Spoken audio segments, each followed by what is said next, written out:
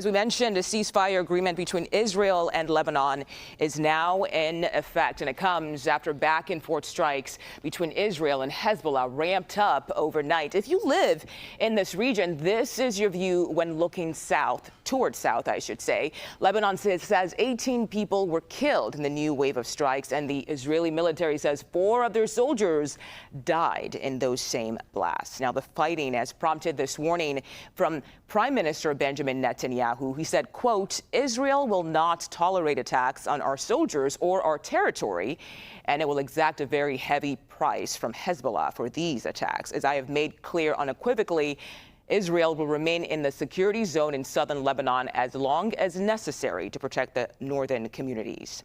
CBS News senior foreign correspondent Imtiaz Tyab is in Tel Aviv for us, and he joins us right now by the phone. Imtiaz, can you walk us through what's happening on the ground there now that the ceasefire is in effect? Yeah, hey there. It's pretty extraordinary. This morning, when we learned of just how intense the violence had been overnight, the fact that 18 people had been killed inside Lebanon, at least 4 Israeli soldiers were killed, and we're now hearing from the Israeli Prime Minister that, in his words, quote, dozens of Hezbollah, quote, terrorists, as he put it, had been killed as well. It's extraordinary uptick of violence just short time after the signing of this historic memorandum of understanding between the U.S. and Iran, which, if you remember, the very first point of it is the ending of all violence, including in Lebanon. Of course, that hasn't happened, and yet here we are. For what we all, for all intents and purposes, see is that there is a ceasefire in place. Mm-hmm. That said, we are hearing that there's still some sort of skirmishes going on the ground. That's not unusual when it comes to these kinds of ceasefires in which we've seen in southern Lebanon before. But the fact that we have so many U.S. officials on record saying that there's this deal in place, now hearing from other leaders as well, it does feel like there is some deal in place. But again, I just want to underscore just how fragile and tense this situation is. We've been hearing rhetoric from the U.S. president and vice president when it comes to criticizing Israel in ways that we haven't had before. This has put Israel in a very challenging situation with so many Israelis who are just bitterly opposed to this memorandum of understanding between the U.S. and Iran, saying that it, quote, betrays Israel. Whatever the case, Mr. Trump or President Trump really wants to see this deal happen. And so the fact that there is this ceasefire, if it holds, means the second part of what needs to happen here, which is the 60 days of negotiations, can start, but that has yet to happen. And Imtiaz, do we have any idea just how long all parties would like this ceasefire to last? Well, look, I think from the Lebanese point of view, they wouldn't like just to see a ceasefire. They'd like to see Israeli forces withdraw from southern Lebanon. There's a pretty large Israeli military presence in southern Lebanon. Some forces as far north as what's known as the Litani River, which has always sort of been this kind of like historical, geographical dividing point.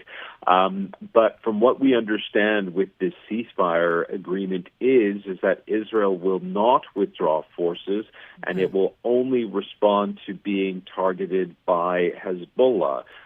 Now, we understand that it was the U.S., Iran, and other Western and Middle Eastern powers who have been able to negotiate this ceasefire so that these negotiations between the U.S. and Iran can continue. Again, complicated talks which involve big issues like Iran's nuclear program, like the Strait of Hormuz, that includes sanctions relief, and whether or not Iran is going to emerge from this war coming out of it as essentially this sort of pariah state and something of a more normal state that has normal ties with countries like the U.S., something it hasn't had since 1979.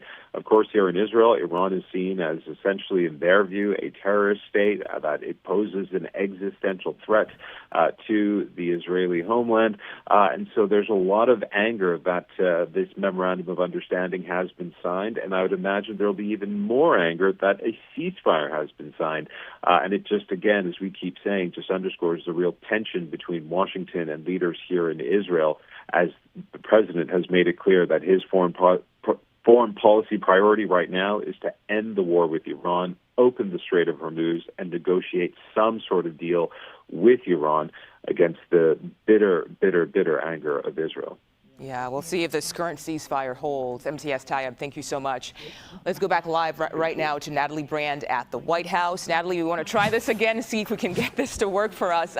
Can you just tell us more about what you're hearing from the White House?